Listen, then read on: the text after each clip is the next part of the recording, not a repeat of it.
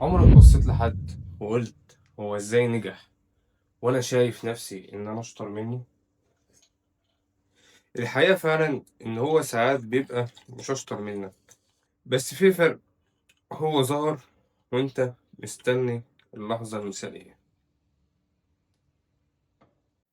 ناس كتير فاكرة ان النجاح انك تبقى لازم جاهز 100%، ان المحتوى يبقى كامل، ان الفكرة تبقى عبقرية، وان اول خطوة لازم تكون صح.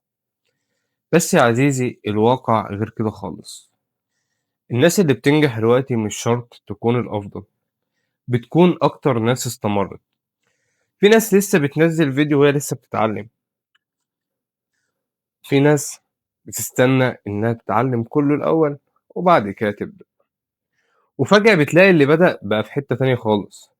أنا شايف إن أكبر كدبة بنقولها لنفسنا إن لسه بدري، وأنا لسه ما جهزتش، لسه محتاج شوية حاجات عشان أبدأ، مع إن الحقيقة إن أغلب الحاجات بنتعلمها وإحنا بنعملها.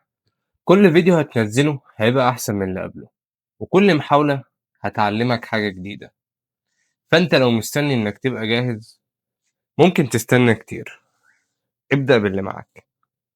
ما تنساش بقى تعمل له فولو، ولو أنت بتشوف الفيديو ده على يوتيوب متنساش تعمل سبسكرايب.